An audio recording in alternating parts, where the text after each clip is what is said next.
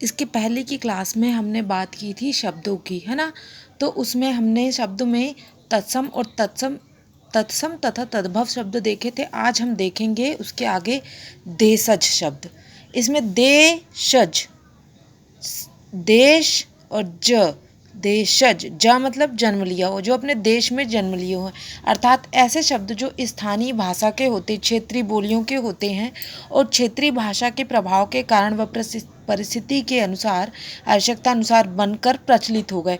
मतलब कि कुछ ऐसी भाषाएं हमारे यहाँ क्षेत्र में और स्थान पर अलग अलग भाषाएं बोली जाती हैं। हर थोड़ी थोड़ी दूर में बोली अलग अलग होती है, तो उन बोलियों में कुछ शब्द इस्तेमाल किए जाते हैं और वो उसी तरह से ही उपयोग में लाए जाते हैं सामान्य तौर पर, तो वे देशज शब्द कहलाते हैं। जैसे कि लोटा, खिड़की, पगड़ी, गड़बड़ इत्यादि। अब इसके बाद हम देखेंगे विदेशी शब्द। ऐसे शब्द जो विदेशी भाषा के शब्द हैं, जो हमारे देश के नहीं हैं, विदेशी भाषा के हैं, अर्थात विदेशी मूल के हैं, वे विदेशी शब्द कहलाते हैं। उदाहरण क्या है? जैसे डॉक्टर, डॉक्टर को हम डॉक्टर ही यूज़ करते हैं। कंपनी, कंपनी को हम कंपनी ही इस्तेमाल करते हैं। ऑर्डर, क्रिकेट इत्यादि। फिर संकर शब्द। संकर शब्द क्या होते हैं? दो अलग अलग भाषाओं के मिश्रण से जो बनते हैं। मतलब कि एक दूसरी भाषा का शब्द और एक दूसरी भाषा का शब्द जब आपस में मिल जाते हैं और नए शब्द का निर्माण करते हैं तो वो संकर शब्द कहलाते हैं। जैसे रेल, रेल कैसा शब्द है? रेल एक अंग्रेजी शब्द है और गाड़ी एक हिंदी शब्द है। अगर दोनों को मिला दिया जाता है तो रेलगाड़ी, नया शब्द जो बनता है रेलगाड़ी, ये कौन सा शब्द है? रेलगाड़ी, ये संकर शब्द कहलाएगा।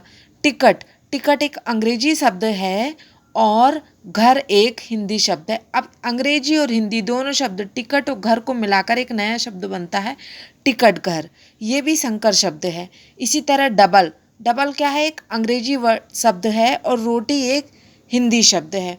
अंग्रेजी और हिंदी दोनों को मिलाकर, डबल और रोटी दोनों को मिलाकर एक शब्द बनता है डबल रोटी, ये एक संकर शब्द है। इस तरह रेलगाड़ी, टिकट घर, डबल रोटी, ये सभी क्या हैं?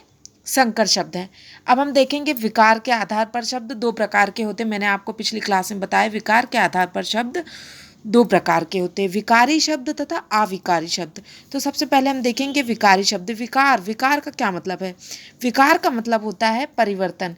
विकार का मतलब होता है परिवर्तन, ठीक है, मतलब परिवर्तन उत्पन्न होना। वे शब्द जिनका रूप परिवर्तित होता रहता है। ये परिवर्तन कैसा होता है? ये परिवर्तन होता है कभी लिंग, वचन, परिस्थितियों के अनुसार, है ना। तो ये कहलाते हैं विकारी शब्द, जब उनमें परिवर्तन हो जाता है। जैसे पत्ता का पत्ते, व्यक्ति का व्यक्ति हो, जैसे हम मैं भी यूज़ करते हैं, मैं के लिए हम भी यूज़ करते हैं, मुझे भी इस्तेमाल किया जाता है ना। लिंग, वचन और कारक और संबंध के कारण जिन शब्दों में परिवर्तन उत्पन्न होता है वे विकारी शब्द कहलाते हैं। फिर क्या है? अविकारी शब्द। अविकारी शब्द मतलब वे शब्द जिनका कभी भी रूप परिवर्तित नहीं किया जा सकता, वे अविकारी शब्द कहलाते हैं। मतलब कि वे उसी रूप में प्रचलित, जैसे वे पहले के ज़माने में प्रचलन में थे कई साल पहले, वे आज भी उसी रूप में प्रचलित हैं और उसी रूप में उनका उपयोग किया जाता है, उनमें कोई परिवर्तन नहीं आया है, वे अविकारी शब्द कहलाते हैं। उदाहरण में हम देखेंगे कुछ शब्द जैसे अरे, हे, यहाँ इत्यादि।